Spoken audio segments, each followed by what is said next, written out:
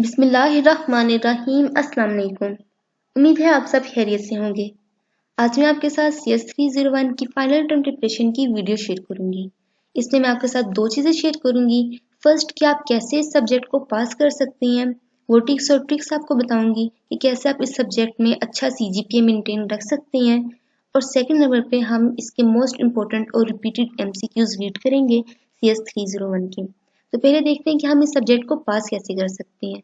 देखिए, सब्जेक्ट बिल्कुल भी मुश्किल नहीं है, बहुत ही आसान सब्जेक्ट है।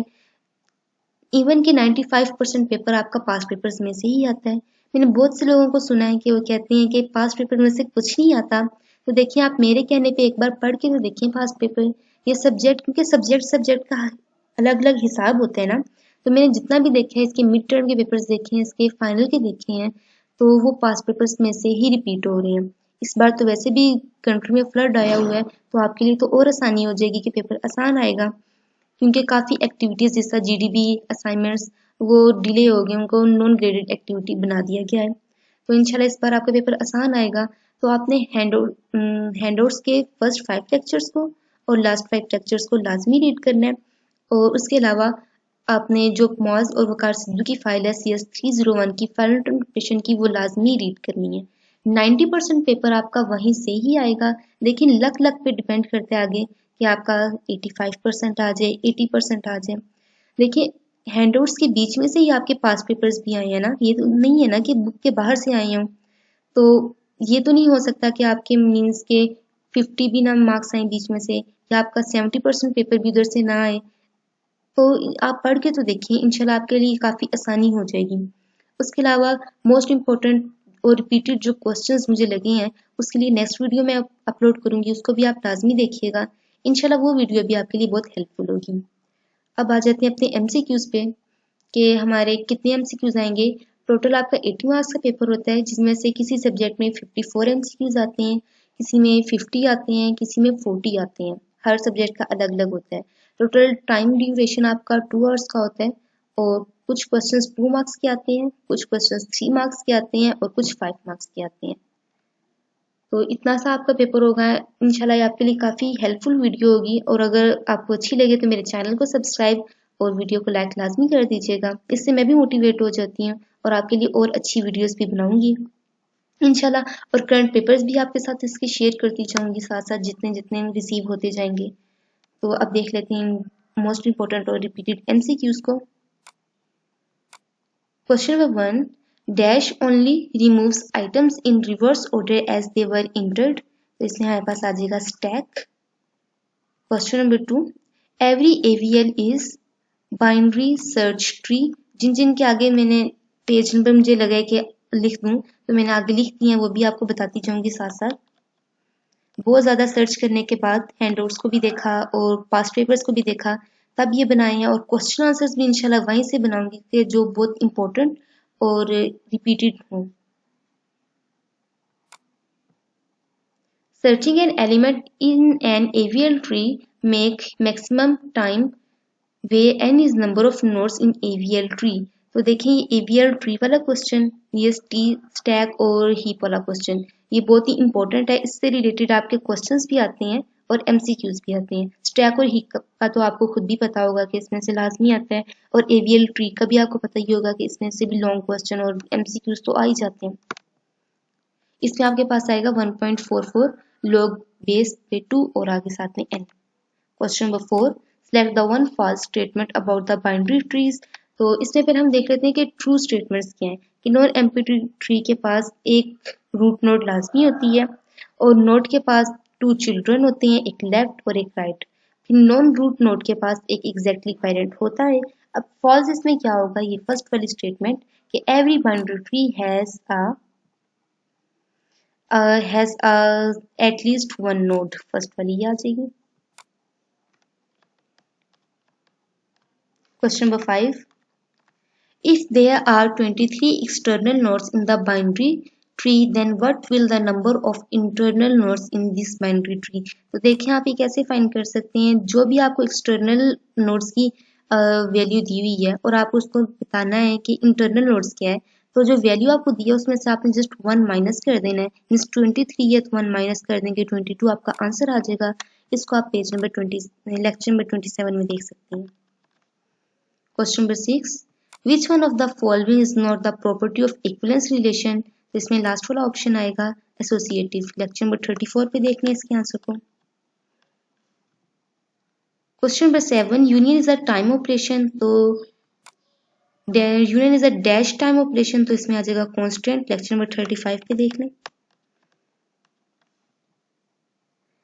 Question number 8, which of the following is not a correct statement about the table ADT.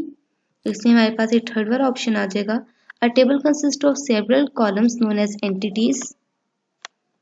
अगर आपको कहीं पर भी कोई भी डाउट हो तो कमेंट से मुझसे लाजमी पूछ लीजिएगा, इंशाल्लाह मैं आपको लाजमी बताऊंगी। अगर कोई बात कोई पॉइंट आपको समझ में ना आए तो तब भी इंशाल्लाह मैं एज सुन एज पॉसिबल आपकी लाजमी हेल्प करूंगी। In the roast case of delegation AVL tree requires. इसमें लास्ट वाला ऑप्शन आएगा रोटेशन इक्वल्स टू लॉग, इसमें बेस 2 और n। लेक्चर नंबर 23 में इसको देख लें। Question number 10, binary tree is a algorithm of searching used with the data. इसमें आएगा सॉर्टेड। लेक्चर नंबर 39 में इसका आप आंसर देख सकते हैं।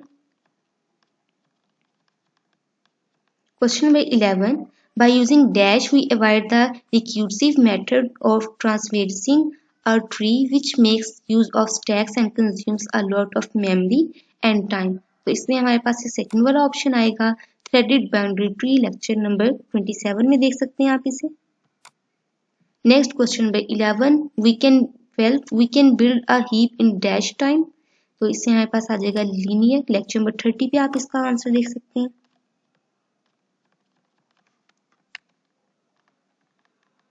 Next question number 13, which formula is best approximation of the depth of a heap with n nodes। तो इसमें फर्स्ट वाला आएगा, हम ऊपर ये पढ़ भी चुके हैं कि log और नीचे बेस पे 2 लिखा होता है। ऑफ का मतलब होता है मल्टीप्लाई, आपको तो पता है डुमैस रूल के मुताबिक ऑफ का मतलब होता है मल्टीप्लाई और साथ में n। Next question number 14, suppose you implement a min heap with the smallest element on the top in an array. Consider the different arrays below. Determine the one that cannot possibly be a heap। तो इसमें हमारे पास ये last वाला option आएगा 16, 24, 20, 30, 28, 18 and 22। Question number 15, while joining nodes in the building of Hofmann encoding tree, if there are more nodes with same frequency we choose the nodes। तो इसमें हमारे पास आ जाएगा randomly। Next question number 16, a binary tree with 33 internal nodes has dash linked to internal nodes। इसमें हमारे पास आ जाएगा 32। मैंने आपको बताया था कि आप इंटरनल नोड्स कैसे फाइंड कर सकते हैं, तो n में से 1 माइनस कर दें तो आपके पास आ जाएगा वही आंसर। मीन्स ऊपर 33 है ये, यहाँ 33 में से आप 1 माइनस कर देंगे तो आपके पास 32 आ जाएगा इंटरनल नोड्स का आंसर। तो देखिए नीचे आप ये पढ़ें, ये आपके लिए काफी हेल्पफुल होगा। ये 3 लाइंस लाजमी रीड कर लीजिएगा। Question number 17, which transversal gives a decreasing order of elements in a heap where the max element is stored at the top। इसमें हमारे पास नन आएगा, कोई भी नहीं है। Question number 18, what requirement is placed on an array so that binary search may be used to locate an entry। तो इसमें third वाला ऑप्शन आएगा हमारे पास, the array must be sorted। ये हम ऊपर भी पढ़ चुके हैं। लेक्चर नंबर 38 पे भी आप इसका आंसर देख सकते हैं। और अरे वाला टॉपिक तो आपको पता छोड़ने वाला है ही नहीं ना। When we have declared the size of array, it is not possible to increase or decrease it during the dash of program execution of program। ये तो हमें पता है कि हम जब प्रोग्राम की एग्जीक्यूशन हो रही होती है तो हम उसमें कुछ भी बढ़ा नहीं सकते, कुछ भी डिक्रीज नहीं कर सकते, कम नहीं कर सकते, मतलब कुछ भी नहीं कर सकते। Question number 20, dash is the stack characteristics but dash was implemented because of the size of limitation of array। इसमें थर्ड वाला option is empty is full। Question number 21. For a perfect binary tree of height h having n nodes, the sum of heights of the nodes is n minus h plus 1 whole पे bracket दे दिए इन्होंने. Second वाला option. Question number 22. By using dash we avoid the recursive method of traversing a tree which makes use of stacks and consumes a lot of memory and time. इसमें second वाला option आएगा threaded binary tree. Question number 23. Which of the following operation returns top value of stack? तो इसमें हमारे पास आ जाएगा pop. I think lecture number 36 में उसका answer है. Question number 24. Compiler uses which one of the following in the functions calls? तो इसमें आ जाएगा binary search tree. Question number 25. In a threaded binary tree, which nodes have null child pointer? तो इसमें हमारे पास आ जाएगा सेकंड वाला option all the leaf nodes. Next question number 26. In a main heap, the parent node has key smaller than or equal to. इसमें आ जाएगा ये वाला option both children, right child और left child दोनों आ जाएंगे. Next question number 27. Which one of the following is the best for transversals? तो इसमें हमारे पास आ जाएगा threaded binary tree. इसको एक बार देख लीजिएगा. I think threaded binary tree है. Question number 28. Which one of the following is not an example of equivalence relation? तो इसमें आ जाएगा हमारे पास ये greater than or equal to relation. ये वाला साइन आ जाएगा option 3. Question number 29. Which of the following is a property of binary tree? तो इसमें हमारे पास सेकंड वाला ऑप्शन आएगा. A binary tree of internal n nodes has n plus 1 in external nodes. Question number 30. Which of the following statement is true about the dummy node of threaded binary tree? इसमें हमारे पास second वाला option आ जाएगा. This dummy node has either no value or some dummy values. Question number 31. For a perfect binary tree for the height h having n nodes and the sum of height of nodes is n minus bracket h plus 1 और bracket close. ये आपके पास ये वाला आएगा second वाला option. Second last question. Question number 32. Which is the best definition of a collision in a hash table? तो इसमें second वाला ऑप्शन आएगा हमारे पास. Two entries with different data have the exact same key. बस ये इतने से आपके पास थे. बाकी आप लाजमी मॉस की और कार्डस्टूडियो की फाइल को लाजमी रीड कीजिएगा और साथ में अपनी क्विज 3 की फाइल को भी रीड कीजिएगा और अपने हैंडआउट्स से फर्स्ट के 5 लेक्चर्स और लास्ट के 5 लेक्चर्स को एक बार रीड कर लीजिएगा. मैं ये नहीं कहती कि आप उनका प्रॉपर रट्टा लगाएं, उसके लिए लाजमी देखिएगा अपने पास पेपर्स को वहाँ. तो बस इतनी सी आज की वीडियो थी. जो उम्मीद है ये आपके लिए काफ़ी हेल्पफुल रही होगी.